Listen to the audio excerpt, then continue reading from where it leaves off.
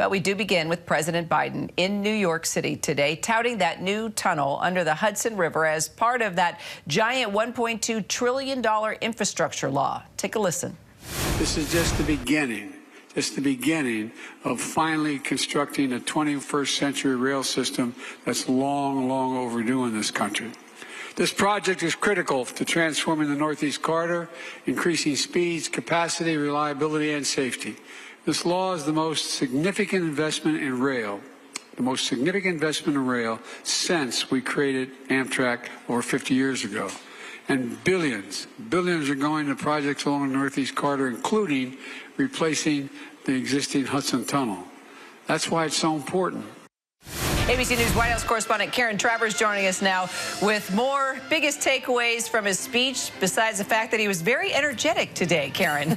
Amtrak Joe really likes talking about train tunnels, Kira. He was up there in New York City to talk about nearly $300 million that's going to go to this critical phase of the Hudson Tunnel project. This is a big project. It's connecting New Jersey and New York, rehabilitating an existing tunnel and building a new tunnel. New Jersey Transit trains, Amtrak trains, hundreds of thousands of commuters going through those tunnels every day. And the president said this money is critical because it's going to jumpstart the building process. But that project in total, $16 billion. It is massive. But you heard the president there say it's going to create 72,000 good-paying jobs. He made that promise about a lot of union jobs. The president trying to highlight the infrastructure law, get some credit for it, talking about over $1 billion that has already been awarded to what the White House has been calling 9 mega projects, big bridges, big tunnels all across the country.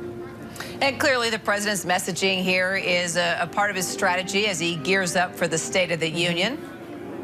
Yeah, he's out on the road yesterday in Baltimore, today in New York City. He's hitting the road again on Friday, going to Philadelphia again to talk about infrastructure. That focus will be different. He's talking about lead pipes and replacing them and improving the quality of drinking water, but again, with money from the infrastructure law. All of this is very much by design, Kira, heading into that State of the Union speech next Tuesday night, and a chance for the president to try and get some credit for a signature piece of legislation. The infrastructure bill is hard. It's a lot of money, but it's money that's going to go out over the next couple of years, but it's going to take a long time to fix these bridges, build these tunnels. You know, the president might not necessarily be in office when the ribbons are cut on it, so for the administration, they want to get him out there now while the money starts flowing, be around local officials, and try and get some credit for what's going to be improved in these communities. Right, and then in a major policy change, the White House says it's also going to end national and public health emergencies for COVID-19 in May, right? So can you tell us exactly what's changing and why do you think it's happening now? Yeah, this is significant. The COVID national emergency and the public health emergency will both end on May 11th. The administration alerted Congress to this last night, saying they're giving heads-up notice so things can start to unwind properly with enough time in advance. You know, in terms of what's actually going to change, we'll have a better sense over the next few months of what programs the government will be ending as a result of these emergencies ending and what programs the government would be able to continue. But a couple big things that will potentially have an immediate impact: vaccines, treatments, and tests. Those are things that people have really relied on to get them for free. If you have insurance, you'll likely continue to get your vaccines for free, but tests and treatments might not be a guarantee going forward. Also, potentially big changes for people on Medicaid who might now be removed from that program. States were not allowed to do that during the pandemic, Kira, because of the public health emergency. Once that's lifted, the states have a lot more flexibility.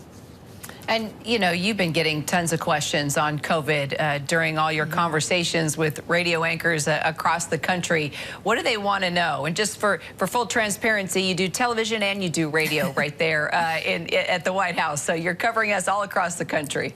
Yeah, big question was why now? What is it that's changed to prompt this shift from the administration? The president was asked that today when he was leaving the White House to head to New York, and he didn't really answer that. But the administration, of course, has said that right now the government, the country has the tools to treat COVID, to handle COVID, to prevent getting serious illness or death. But another big question I was asked today, Kira, was what about Title 42? Of course, that's been the policy applied to the border to prevent migrants from coming into this country. It's been a public health policy applied to what is essentially a border security or immigration issue. That will likely end now once the administration declares the public health emergency over. They've been trying to end Title 42 on their own. They've run into legal issues. The Supreme Court, of course, temporarily extending it. But now, by lifting this in May, that could end up preceding any decision by the Supreme Court. White House correspondent Karen Travers. Thank you so much, Karen. Hi, everyone. George Stephanopoulos here. Thanks for checking out the ABC News YouTube channel. If you'd like to get more videos, show highlights, and watch live event coverage, click on the right over here to subscribe to our channel. And don't forget to download the ABC News app for breaking news alerts. Thanks for watching.